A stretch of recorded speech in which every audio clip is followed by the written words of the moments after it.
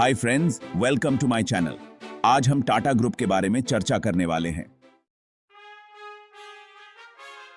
आज से 150 साल पहले एक छोटे से कॉटन ट्रेडर ने भारत को बदलने का सपना देखा, इस बात से पूरी तरह अनजान कि उनका सपना एक ऐसा बिजनेस एम्पायर बनाएगा जो न केवल भारत को बदल देगा बल्कि करोड़ों भारतीयों के दिलों में भी खास जगह बना लेगा। यह कहानी है टाटा ग्रुप की, की। 1839 में जमशेदजी टाटा का जन्म हुआ। उन्होंने व्यापार करना शुरू किया और अगले 10 वर्षों में कई मुश्किलों के बावजूद उनका व्यवसाय काफी बड़ा हो गया। लेकिन जमशेदजी केवल कॉटन का व्यापार करके संतुष्ट नहीं थे। वे खुद कॉटन से कपड़े बनाना चाहते थे। इसके लिए उन्होंने नागपुर में एक एम्प्रेस मिल की स्थापना की और उत्पादन शुरू किया।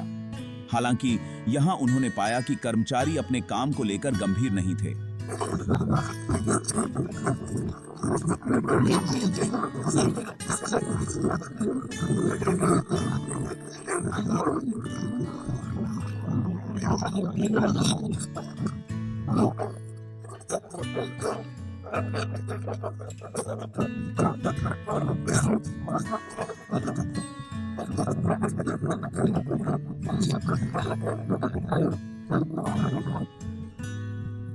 और फैमिली डेज और स्पोर्ट्स डेज जैसे इवेंट्स आयोजित किए। इन इवेंट्स में अच्छा प्रदर्शन करने वाले कर्मचारियों को सबके सामने पुरस्कार भी दिए जाते थे। इन सभी पहलुओं से कर्मचारियों को सम्मानित महसूस हुआ, जिससे उनकी उपस्थिति और प्रदर्शन में सुधार हुआ। इनमें से कई योजनाएं इतनी भविष्यवादी थीं कि पूरी दुनिया में तब तक किसी ने इन्हें लागू नहीं किया था। 1880 में जमशेदजी ने देखा कि भारत में स्वतंत्रता की मांग बढ़ रही है। उनका मानना था कि भारत को स्वतंत्र होने और स्वतंत्रता को बनाए रखने के लिए आर्थिक रूप से आत्मनिर्भर होना पड़ेगा और सभी आवश्यक उत्पादों का निर्माण भारत में ही होना चाहिए। इसलिए उन्होंने विभिन्न क्षेत्रों में और भारतीय व्यवसायों का निर्माण शुरू किया।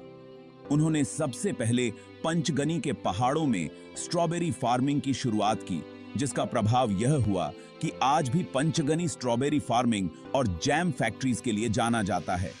जमशेदजी ने यह भी देखा कि बेंगलोर और मैसूर का मौसम फ्रांस जैसा है, इसलिए उन्होंने फ्रांस में पाले गए सिल्क वर्म्स को भारत लाया।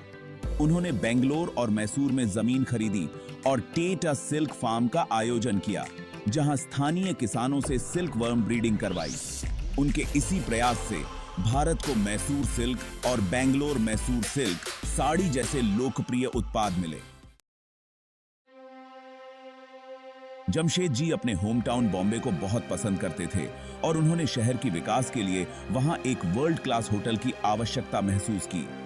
इसलिए उन्होंने 1897 में द टीएजे होटल का निर्माण शुरू किया।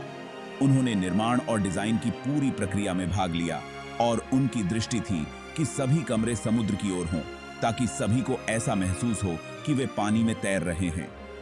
1930 कमरे का 1903 में होटल को पहली बार सार्वजनिक उपयोग के लिए खोला गया और यह पूरे बॉम्बे की पहली बिल्डिंग बन गई, जिसमें लाइट्स इलेक्ट्रिसिटी से जलती थीं। जमशेदजी ने कई अन्य पहलों को भी लागू किया, लेकिन उनका सबसे प्रभावशाली पहल था स्टील का व्यवसाय शुरू करना। भारत में निर्माण, रेलवे और मैन्युफैक्चरिंग जैसे हर उद्योग को स्टील की आवश्यकता थी। इसलिए उनका सपना था कि भारत में ही एक स्टील प्लांट खोला जाए। उन्होंने अपने जीवन के 17 साल भारत में विभिन्न जगहों पर उच्च गुणवत्ता वाले आयरन ओरे की खोज में बिताए, क्योंकि स्टील बनाने के लिए आयरन सबसे महत्वपूर्ण कच्चा माल होता है। हालांकि जमशेदजी को लगातार असफलताओं का सामना करना पड़ा, लेकिन अंततः 1899 में उन्हें बंगाल प्रांत में रिच आयरन ओरे रिजर्व्स मिल गए, जिसके बाद उन्होंने तुरंत आयरन ओरे माइनिंग और एक स्टील प्लांट की स्थापना शुरू कर दी। दुर्भाग्यवश जमशेदजी खुद अपनी आंखों से भारत में स्टील का उत्पादन होते नहीं देख पाए, क्योंकि 1904 में 65 साल की उम्र में उनकी मृत्यु हो गई। उनकी विरासत और उनके सपनों को आगे बढ़ाने का कार्य उनके उत्तराधिकारियों ने किया और आज टाटा ग्रुप एक प्रमुख वैश्विक कंपनी है। जब जमशेदजी टाटा ने 1904 में अपनी आखिरी सांस ली, उनके सपने और विजन इतने व्यापक और बड़े थे कि उनके जीवन काल में उनका पूरा होना संभव नहीं था।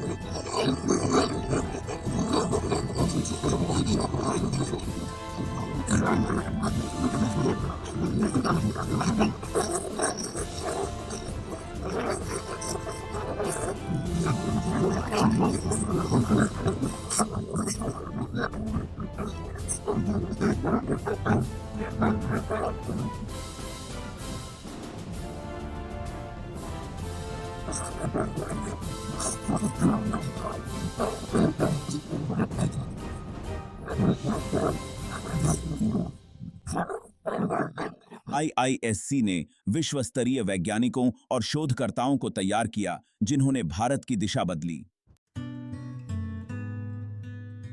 दुर्भाग्यवश जमशेद जी खुद अपनी आंखों से भारत में स्टील का उत्पादन होते नहीं देख पाए, क्योंकि 1904 में 65 साल की उम्र में उनकी मृत्यु हो गई। उनकी विरासत और उनके सपनों को आगे बढ़ाने का कार्य उनके उत्तराधिकारियों ने किया और आज टाटा ग्रुप एक प्रमुख वैश्विक कंपनी है।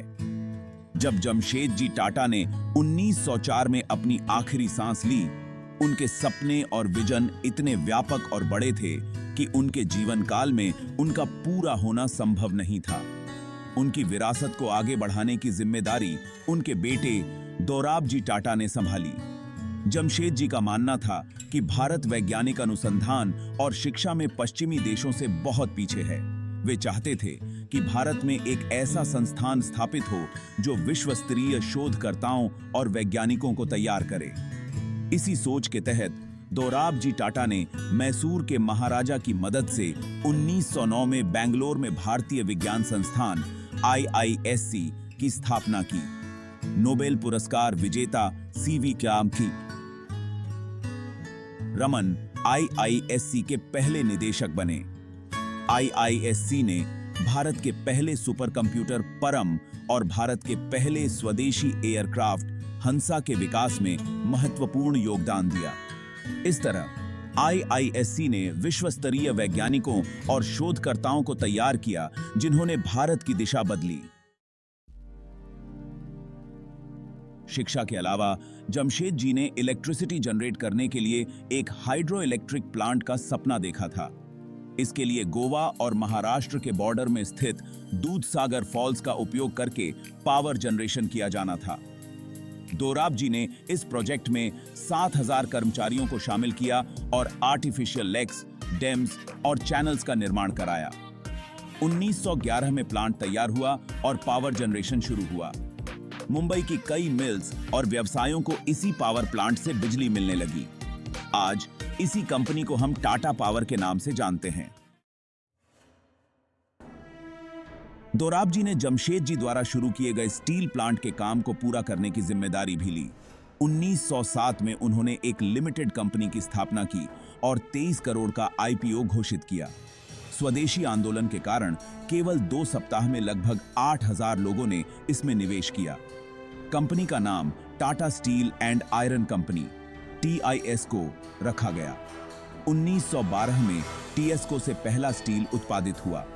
2 साल बाद 1914 में विश्व युद्ध प्रथम शुरू हो गया और ब्रिटेन की स्टील की मांग अचानक बढ़ गई। टिस्को ने दिन रात काम किया और इस मांग को पूरा किया। युद्ध समाप्त होने के बाद उस समय के वाइसरॉय ने टिस्को के योगदान को मान्यता दी और उस नगर का नाम जमशेदपुर रखा और रेलवे स्टेशन का नाम टाटा नगर रखा। दोराबजी की नेतृत्व में टाटा ग्रुप का व्यवसाय कई गुना बढ़ गया था। दोराबजी के बाद 1938 में टाटा ग्रुप के चेयरमैन बने उनके परिवार के एक युवा सदस्य JRD टाटा। JRD टाटा ने 1925 में ही व्यवसाय में शामिल हो गए थे और टिस्को के प्लांट में काम सीख रहे थे। वे हमेशा से एविएशन में काफी रुचि रखते थे, इसलिए 1932 में उन्होंने टीएटी एविएशन सर्विसेज की शुरुआत की। यह एयरलाइन यात्रियों और कार्गो ट्रांसपोर्ट सेवाओं को प्रदान करने वाली भारत की पहली एयरलाइन बनी। इसकी पहली उड़ान खुद जेआरडी टाटा ने भरी, जिसके बाद वे भारत के पहले कमर्शियल पायलट बन गए। चेयरमैन बनने के बाद जेआरडी टाटा ने देखा कि भारत को सोडा ऐश और कस्टिक सोडा जैसे महत्वपूर्ण रसायनों को बाहर से आयात करना पड़ता है। ये रसायन ग्लास, टेक्सटाइल्स, साबुन और डिटर्जेंट जैसे उत्पादों के निर्माण के लिए महत्वपूर्ण थे। उन्होंने 1939 में गुजरात के मीठापुर में एक रसायन प्लांट स्थापित किया और इस प्रकार टाटा केमिकल्स की शुरुआत हुई, जो आज टाटा सॉल्ट का निर्माण भी करता है। लेकिन जैसे ही युद्ध समाप्त हुआ, जेआरडी टाटा ने एयरलाइन व्यवसाय में वापसी का निर्णय लिया। 1946 में एयर इंडिया की शुरुआत हुई, जिसे उनकी गर्मजोशी और ध्यानपूर्वक सेवाओं के लिए जाना गया। एयर इंडिया की फ्लाइट्स में टॉप क्लास एंटरटेनमेंट और एक महाराजा मैस्कॉट था, जो एयरलाइन की भारतीय मेहमान नवाजी और रॉयल स्टैंडर्ड्स को दर्शाता था। एयर इंडिया हमेशा टाइम शेड्यूल के अनुसार चलती थी, जिससे यह न केवल भारत में बल्कि अंतर्राष्ट्रीय स्तर पर भी एक बेहतरीन एयरलाइन के रूप में प्रतिष्ठित हुई। लाक्मे की स्थापना की, जो भारत में एक प्रमुख कॉस्मेटिक्स ब्रांड बन गया। जेआरडी ने ब्रांड को एक विदेशी नाम देने का निर्णय लिया, क्योंकि भारतीय महिलाएं विदेशी ब्रांड्स के प्रति आकर्षित थीं और इन्हें उच्च गुणवत्ता मानती थीं। इस प्रकार लाक्मे ने अंतर्राष्ट्रीय स्तर पर एक आकर्षक छवि बनाई, जबकि इसका नाम भारतीय संदर्भ से जुड़ा रहा। जेआरडी ने जमशेदपुर में एक रेलवे इंजनों की फैक्ट्री खरीदी और Tata locomotive and engineering company limited Telco की शुरुआत की। इस कंपनी ने शुरू में रेलवेज के लिए स्टीम इंजन बनाए, लेकिन जल्द ही ट्रक निर्माण में विस्तार किया। टाटा फॉर्सोरो 7 ट्रक, जो अपनी स्लिम और मजबूत डिजाइन के लिए प्रसिद्ध था, ने 70% बाजार हिस्सेदारी प्राप्त की। यह कंपनी आज टाटा मोटर्स के नाम से जानी जाती है। व्यापार के अलावा जेआरडी टाटा ने भारत को उसके कठिन समय में भी समर्थन दिया।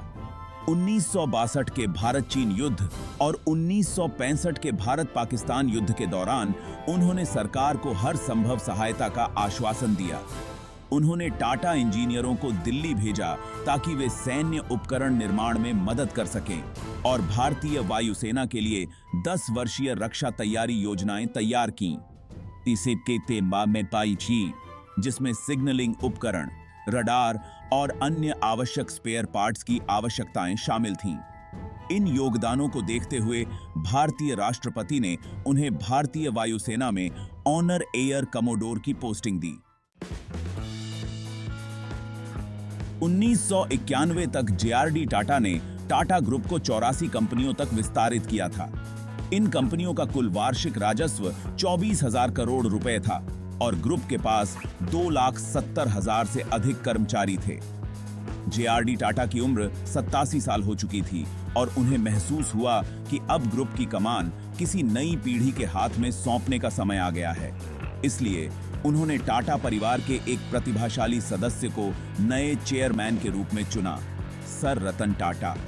सर रतन टाटा ने 1991 में चेयरमैन का पद संभाला और अपने नेतृत्व में ग्रुप को नई दिशा देने के लिए कई महत्वपूर्ण कदम उठाए, जो टाटा ग्रुप की सफलता और विस्तार की कहानी में एक नया अध्याय जोड़ते हैं। 1991 में जेआरडी टाटा ने सर रतन टाटा को टाटा ग्रुप का नया चेयरमैन नियुक्त किया। सर रतन टाटा ने 1962 में अमेरिका से आर्किटेक्चर की पढ़ाई पूरी करने के बाद भारत आकर टाटा स्टील में काम शुरू किया। उन्होंने एक सामान्य कर्मचारी के रूप में शुरुआत की और धीरे धीरे अपनी मेहनत और कौशल से बड़ी जिम्मेदारियां प्राप्त की। चेयरमैन बनने से पहले उन्होंने एम्प्रेस मिल को लाभकारी बनाया, टेल्को में श्रमिक अशांति को सफलतापूर्वक हल किया और टाटा की लोको कंपनी के राजस्व को 3 करोड़ से बढ़ाकर 200 करोड़ किया। उन्होंने भारत में 100% इंडियन कार बनाने का सपना देखा। 1998 में इंडिका लॉन्च की, जो एक स्पेशियस, फ्यूचरिस्टिक, अफोर्डेबल और हाई माइलेज वाली कार थी। हालांकि नानो को 2009 में 1 लाख रुपए की कीमत पर लॉन्च किया गया, लेकिन उसकी कीमत और डिजाइन के कारण वह सफल नहीं हो पाई। उन्होंने टीसीएस के फोकस को एडमिनिस्ट्रेटिव सर्विसेज से सॉफ्टवेयर सर्विसेज पर बदल दिया। इसके परिणाम स्वरूप टीसीएस ने कस्टमाइज्ड सॉफ्टवेयर्स विकसित किए और आईपीओ लाकर फंडिंग प्राप्त की, जिससे कंपनी की सफलता और विस्तार हुआ। से कंपनी अंतरराष्ट्रीय विस्तार। सर रतन टाटा ने ग्लोबल मार्केट्स में विस्तार करने के लिए कई प्रमुख ब्रांड्स को अधिग्रहित किया। जैगुआर और लैंड रोवर, टाटा मोटर्स को ग्लोबल लग्जरी मार्केट में एक्सपेंड करने के लिए, टेटली और 8 o'clock कॉफी ग्लोबल टी और कॉफी मार्केट में विस्तार के लिए। अन्य कंपनियों Tata steel, TCS, Tata chemicals और आईएचसीएल ने भी अंतरराष्ट्रीय अधिग्रहण किए, जिससे टाटा ग्रुप का आधे से ज्यादा राजस्व विदेशों से आने लगा। सर रतन टाटा ने अगर तेज चलना है तो अकेले चलो, लेकिन अगर दूर तक चलना है तो सबको साथ लेके चलो की फिलॉसफी के साथ टाटा ग्रुप का नेतृत्व किया। उन्होंने न केवल बड़े व्यवसाय स्थापित किए, बल्कि स्कूलों, कॉलेजों और अस्पतालों की स्थापना भी की और अपने निवेशकों, कर्मचारियों, ग्राहकों और देश के साथ सामंजस्य बनाए रखा। आज टाटा ग्रुप की सफलता की सूची बहुत लंबी है, चाहे वह टाइटन द्वारा वर्ल्ड की स्लिमेस्ट वॉच, टीसीएस द्वारा दुनिया का एक शक्तिशाली सुपर कंप्यूटर या टाटा स्काई द्वारा टेलीविजन मार्केट में डिसरप्शन हो।